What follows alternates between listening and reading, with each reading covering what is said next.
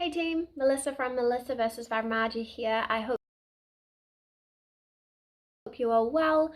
I am going to do a brief report back on how I'm going 2 weeks post-op. So I had a hysterectomy and endometriosis excision surgery 2 weeks ago now, and I have fibromyalgia and chronic fatigue syndrome. So how did it all go? Well, you can check out my first video where I shared what it was like kind of preparing for surgery, going into surgery, a couple of mishaps on the first couple of days, how it was the first few days home, and now we are at week 2. Well, I guess if it's been 2 weeks and we're going into week 3, don't ask me to do math stuff, it's awkward. Anyway, I'm feeling much better, as you can tell. I am moving more freely. Thank goodness. I do not like being cramped up and my body needs to move. My key pain management mechanisms include moving. So I have managed to move up. Excuse me, Harry. Harry likes to bark at everybody who goes past our house. He's been keeping me company, but he likes to bark a lot. Anyway, I have been moving my steps up slowly. So at first I was barely doing a few hundred steps a day because it was so painful to get up and wander around. And then I was moving so slowly and so awkwardly that my Fitbit couldn't track my steps. However, in the last couple of days, it's kind of just amped up. So I did just over 3,000 steps yesterday. So it went from 1,000 to 1.5 to 2. And then I shot right past 2 to 3 yesterday. I was aiming for 2. Today I'm aiming for 3. I would like to get back to 6. That's kind of where I was sitting without doing a concentrated walk prior. But we'll see how it goes. I'm trying not to rush and I'm trying to take things as it comes. I am feeling more fatigued, so I do have more fatigue, but I'm trying to keep to my same rhythm that I always was doing. So although I'm having more kind of rest breaks and going to sit on the couch with my heat pack and doing generally less in the day, I'm having one rest break in the afternoon. So I'm keeping that same rhythm going, and I'm going to bed about the same time in the evening. So I'm just trying to keep that framework the same for me to come back to. It's not like I could rest more if I wanted to. I've got 4 small children. Right now it's the school holidays. Husband's taken them out for swimming lessons, but they'll be back. So you can't really sit around doing nothing when you've got 4 small children. My general pain, so like my neck pain, it's all the same as usual. Got to keep managing it. It's the thing I've got to focus on all the time. But it's all right. It's baseline for me. The other pain, I mean, like I said in my first video, after 1 week post-op was I would have had my period, and I was marveling at the fact that 1 week post-op I had less pain than I would have had if I was having my period. That's how bad it was and how much I lived with. So that's good. The pain like in my back that kind of migrated up at different parts of my cycle is not here. My back has been pretty quiet. My low back is fussy, but I think that's just because it got stirred up lying on the surgery table and then being hardly able to move, because movement is very important for my body. But also I think, even like when I'm doing my cat and cow pose and my pelvic tilts, it's not moving the same because my stomach obviously needs to be protected. I've got who knows how many stitches inside and I've got stitches outside. So I feel like my low back is kind of mild pain, but fair enough pain, if that makes any sense. So I feel like I'm recovering pretty well.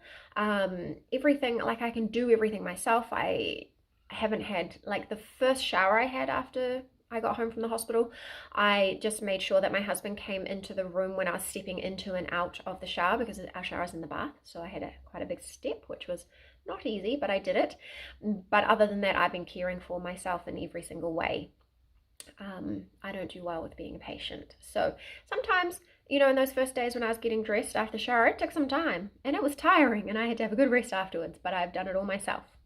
But I'm pottering around the house. I'm doing the things that I can do, that I can reach. So I'm not bending or lifting. No lifting. Absolutely not. We're being very careful. I don't want to do anything to my stitches. So yeah, but it's really interesting because I'm reading about, what it's like, and there's lots of things to consider, like how's it going to be? How's my health going to be when I recover post-op? Because we got rid of the endometriosis and the inflammation and the perpetuating factor of all that pain at different times of the month and the extreme pain during my period. Like, in my head, I'm like, things have to be so much better. I have to just like get to that next level of improvement. And then like last night, for some reason, despite doing all the right things, I had a big bout of insomnia. And yesterday night, I had hardly any deep sleep. And I'm like, oh, right. Still got that stuff. So we'll see. I don't know. I'm trying not to get my hopes up, but it is actually an interesting emotional roller coaster. So I'm having a lot of emotions. Like, I'm usually pretty even keeled, not much of a crier, not really very sentimental. Yep, I've been having some emotions. So I've been getting grumpy. When I'm grumpy, I'm grumpy, which is not really like me. And I've also been getting a bit like upset or overwhelmed at times, and sometimes it's completely irrational, and sometimes it's like completely understandable but just not me.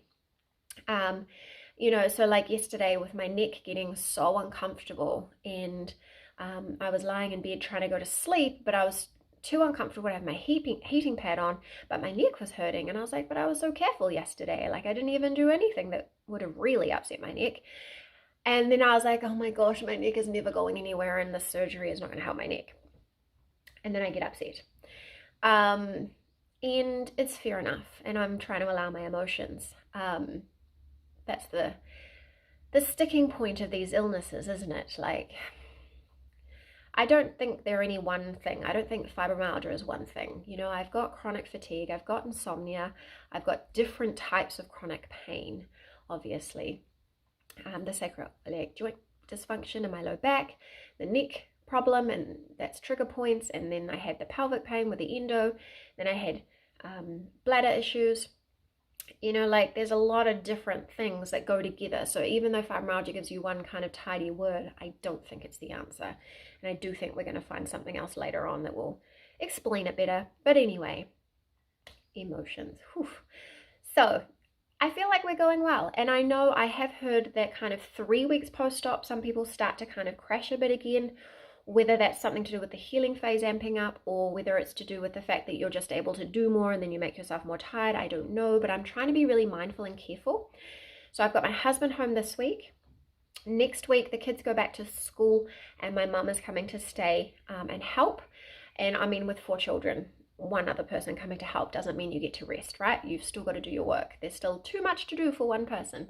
But I've committed to myself that I'm going to take it easy no matter how I feel, no matter what other people say, for the first 4 to 6 weeks. I want to do this right and give my body the chance to heal. I am known for pushing through. I pushed through my entire 20s and that got me burnt out. So I was burnt out and had fibromyalgia and chronic fatigue syndrome. So not doing that. Well, I'm going to try. I'm a busybody and I can't stand to do nothing. But I do think I need to find what is my new normal, and that is an exploration. No one can tell. So I'm trying to let myself go through. I'm trying not to plan, which is hard as a planner. So I have no idea when I'm going back to work. No idea what things are going to look like. I'm not committing to a single thing, and it is feeling good. I was feeling so overwhelmed. I think I need to really tune in and listen, because for so long I've been taught to push through my body, right? Oh, your periods are very painful. Just carry on. And I carried on to the very end. I carried on until I physically could not move. I carried on until I was crying and screaming in pain, and we had to call Healthline to see whether or not we should call an ambulance. And we should have called an ambulance, and we did call an ambulance, but they were too busy. So when they called me an hour later to say, we're too busy, we can't come, I said, never mind. And I just faded into the couch for a few hours until it receded enough that I was able to take myself off to bed.